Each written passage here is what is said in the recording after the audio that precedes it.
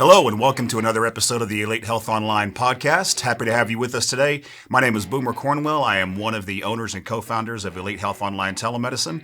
We have a very special guest with us today. His name is Mark Simpson. Very near and dear to us. He has a great story that I'm going to have him share with us here in just a little bit. But a little bit of background on Mark. He is our Chief Operating Officer for all things Elite Health Online and other. Comes with an amazing background, a lot of good experience with what he does, and has made some unbelievable changes with this company too. So get into a little bit more of that later. But really the reason we have him here, and I kind of want to set the table a little bit for everybody. We really like to tell patient stories, and in particular success stories. But I want people to know that, as a reminder, what we do and our primary purpose is improving lives. So if that's kind of the cornerstone of what it is that we want to do as a company, then it's very important to get people in here in the studio and talk to the audience and talk to us about their experience and what it is that they do, because we want our clients and our patients to realize that we really are a company dedicated to improving patient lives. And so having said that, we want everybody to know too that we don't only run the company, we are patients of our own product. We are patients who talk to our own providers and engage every single day with the things that we want our patients and yourselves to engage into. So having said that, again, Chief Operating Officer Mark Simpson for the company. Mark, thank you for being with us today. Thanks for inviting me. Sure. Well, look, we're going to get into a little bit more technical stuff later, but let's just kind of start off. Tell the audience, if you will, just a little bit about your own personal journey. Okay, how did you get started with HRT therapy? What symptoms were you noticing? Just tell us a little bit about you and your experience. Sure, thanks. Well, my journey starts when I was in my 20s, and I enjoyed fitness, but I wasn't really paying attention to my diet because I was in my 20s. And in my 30s, I started enjoying life probably a little bit too much and stopped working out really, and I ballooned up to 200 pounds on a 5'6" frame. That does not look good. And in my late 30s, I just kind of got to where I was sick and tired of being sick and tired all the time. And so I got really serious. I got a trainer, started changing my diet and my workout. And over a period of about 4 months, I dropped 40 pounds. No, 50 pounds.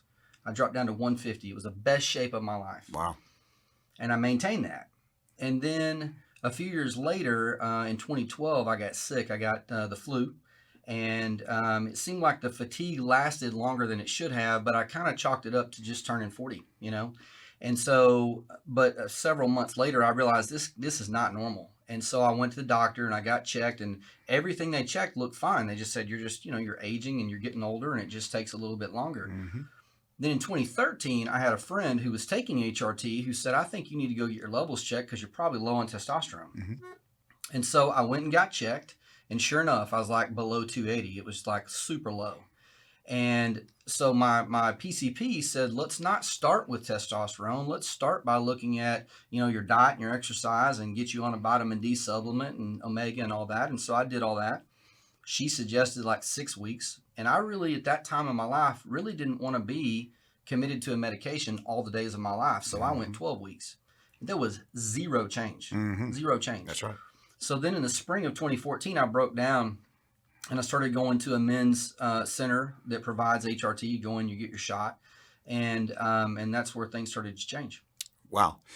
So if you can remember anything about that first protocol that you were put on, okay, let me back up a little bit first and say that the response that you got from your primary care doctor is not necessarily the wrong one, right? But unfortunately, all too often we do hear those stories of where it's the root cause and root problem is just really not being addressed, right? They're not looking deep enough. There's 100 different reasons why they may not be looking deep enough into what they do. We can get into that in a different podcast episode. Mm-hmm. But the fact of the matter is that they don't help the patients the way that the patients really do need to be helped. There's been several podcasts on, especially in women, where it's just kind of dismissed as depression or you're just in a bad place right now. And that's not it. Yeah. We have to get to the root cause of what's happening here. So when you made that move over to the men's center that you were at, do you recall kind of what they suggested and what that first protocol was? Yeah, it was crazy because I was already eating really clean. I was already working out 5 days a week. And so I started going in, getting a 1 meal shot once a week. And I think they had me taking like half a tab of an anastrozole when I had my shot. Mm-hmm. So I immediately, within the first week, started seeing a lot more energy, a lot more brain clarity, like mental clarity. And then over the next few weeks, I started getting, stronger muscle density and strength. And I started kind of, gaining more muscle, which was a great added benefit. It wasn't the reason that I started, but I loved it. Right. Yeah. I was never a runner. I used to be a police officer, decades ago. And I always said, I don't run unless you put a bad guy in front of me. But I started running a little bit because I had the energy to do so. But I also had a couple of side effects for myself where my skin would get flush red and I would start to kind of feel like I was burning up. And then my mood, I would get frustrated more so than was normal for me. And so I switched to a different primary care provider who had a little bit more knowledge. And she said, look, you're going to go and start taking your own shots at home. You're going to do 2 shots a week, split up that 1 meal into half a meal. We're going to lower your peaks and we're going to raise your valleys. And we're going to adjust that anastrozole a little bit. And immediately I leveled out. Yeah. That part was great. But what I found is that as things started to change and I needed more support, she didn't really seem all that educated in how to help me. It was just kind of like, hey, look, this is the only thing we do. And we really don't know anything beyond that. Okay. Interesting. So for a long time, that was just kind of the struggle. I didn't really know how to, move beyond the other things that I needed help with. So what did you identify that you had needed help with? Because you mentioned that you wanted to kind of get her to get you to that next level, so to speak, and that she wasn't really maybe equipped to do that. But Yeah. What were you identifying that needed to happen at that point? Well, so part of the thing I think I was running into is, I went from like being under 280 to somewhere around, 500-600, something like that. But I was using insurance.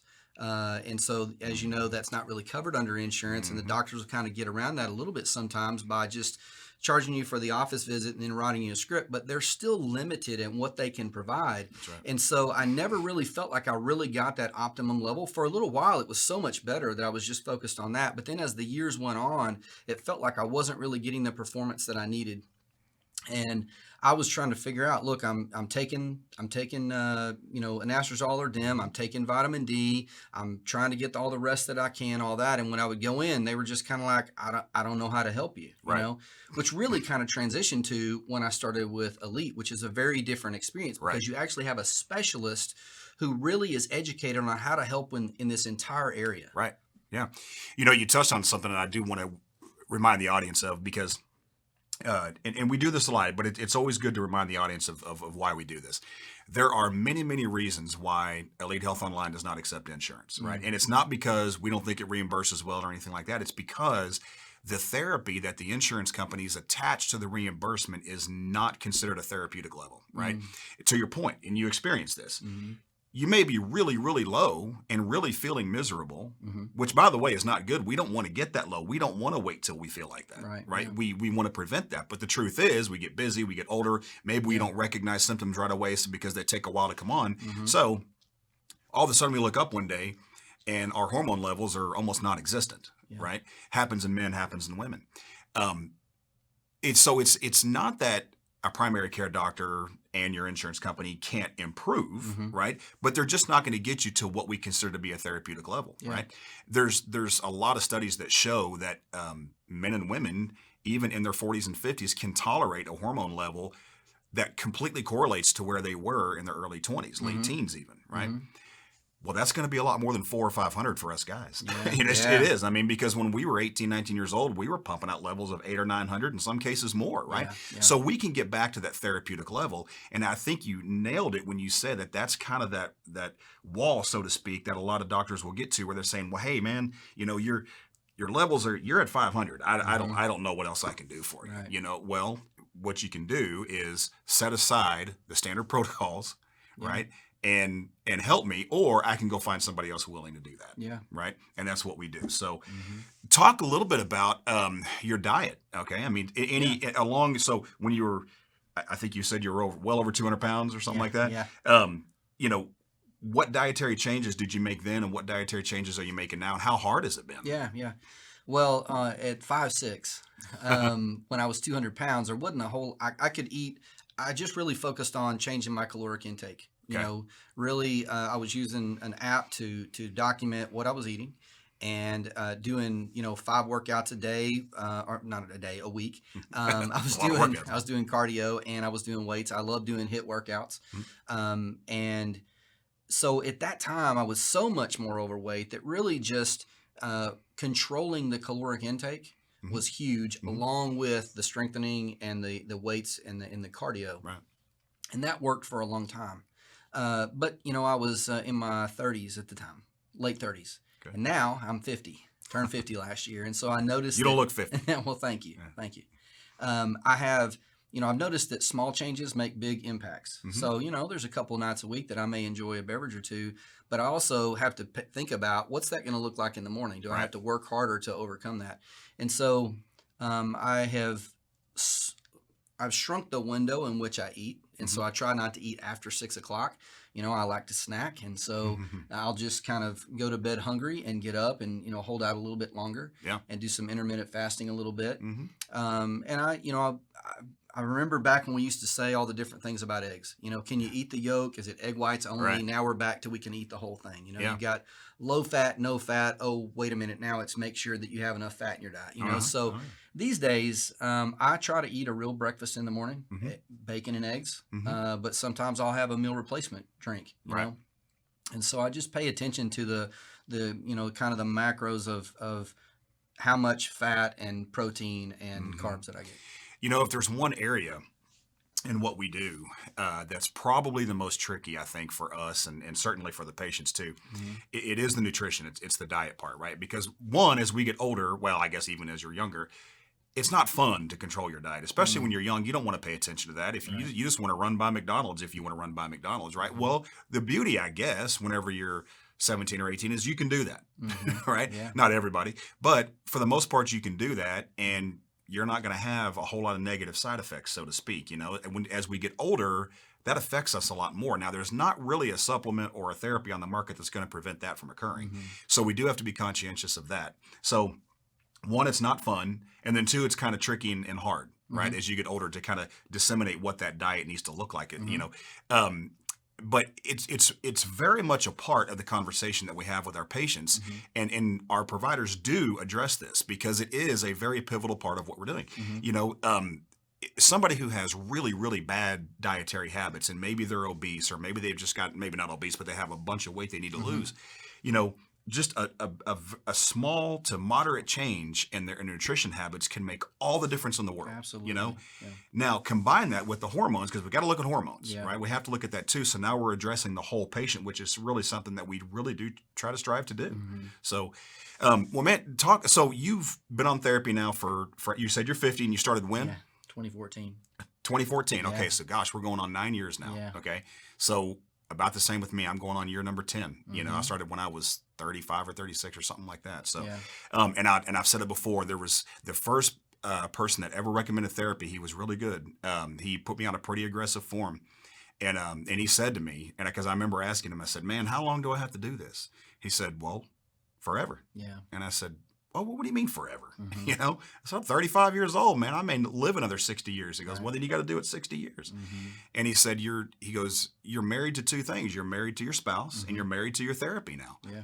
And that didn't resonate with me at first. And I thought, man, and I just kind of laughed and thought, I don't know if that's for me, man. I don't know that I want to do this forever and ever and ever, man. Yeah. Can I just get a little bit better and just not do it anymore? It doesn't work that way, because the fact of the matter is, and if there's anything we need to push with our patients is that, look, this is not something that you just do for a little while and then come off of it when you feel better and look better, because you'll go right back to where you were. Because the fact of the matter is, your endocrine system will stop doing this, whether you give it therapy, whether you don't, okay, there's going to be a time when your body is going to stop functioning the way that it should. And that's the aging process, right? Your pituitary gland, your thyroid, your endocrine system. That's what we call the aging process, which is why we refer to what we do as anti-aging medicine, right? When you adjust hormones and get them back to a therapeutic level, I mean, you're not going to beat the clock. Everybody's going to go someday, but we are doing what we can to address the fundamental issues of anti-aging, right? So the whole purpose is you're 50, you're going to be on it forever. I'm 46, I'm going to be on it forever. Absolutely. And I really want to encourage our patients to accept that as the reality too, that when you get on this therapy, don't come off of it. Yeah. It's not something you want to come off of. Go ahead. I think it's interesting because I'm really, fanatical about making sure that I don't even, slip a week. I don't, I can, if I run out or if I travel and I forget to bring something, I can go a few days and not feel it. But if I go a week or so, I'm feeling the difference, and I don't like that Right. because if I go back to why I'm on it, it wasn't because I wanted bigger muscles. Right. It was because I had so much fatigue. I was ready to go to sleep at 6 o'clock in the evening Mm-hmm. at 40 years old. Mm-hmm. Yeah. There's something Amen. wrong, Me too. I didn't have the same mental clarity that I had before. And I'm a type A. When I'm at work, I like to churn. I like to, get traction, progress, go, achieve things. And so I had, it wasn't just a couple of years before I was doing great. And then all of a sudden, nobody was complaining. My leadership wasn't complaining, but I knew that I wasn't producing the way that I used to. Mm-hmm. That's right. And so when I look at just that, I am going to be on this for the rest of my life, and I'm completely okay with that. Yeah. I look forward to making sure that I stay on this. Yeah. And so I highly encourage you, if you are on the protocol, continue on the protocol.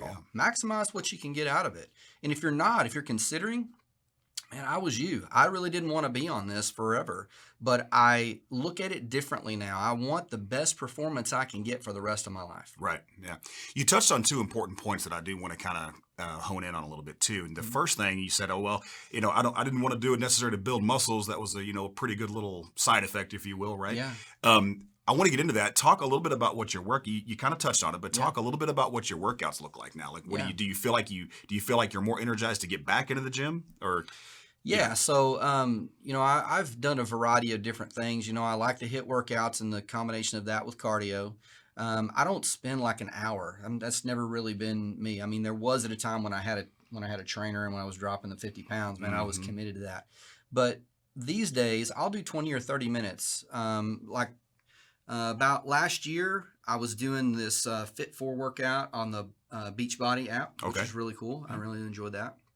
4 days a week, a bench and some dumbbells, and along with some treadmill times on the cardio.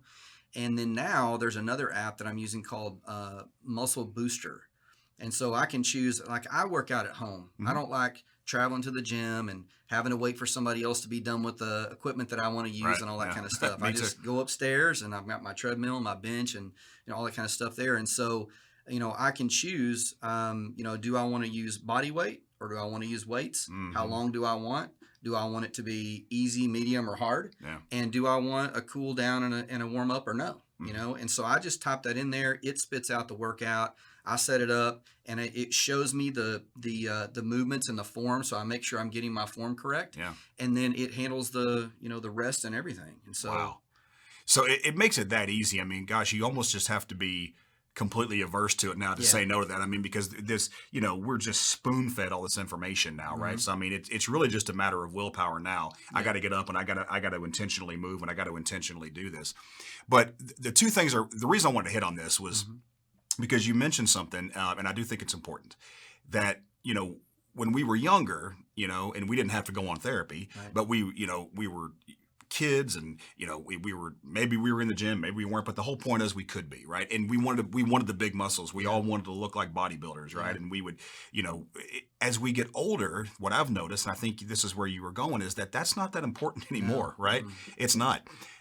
10 years ago even, I was in the gym for one reason and one reason only, and that was the same reason I was in the gym when I was 18, was to get as big as I could possibly get ripped abs, which has never happened, probably never will. Get my shoulders and chest as big as I can. Maybe once in a while I'll address the legs. The typical kind of male thing, right?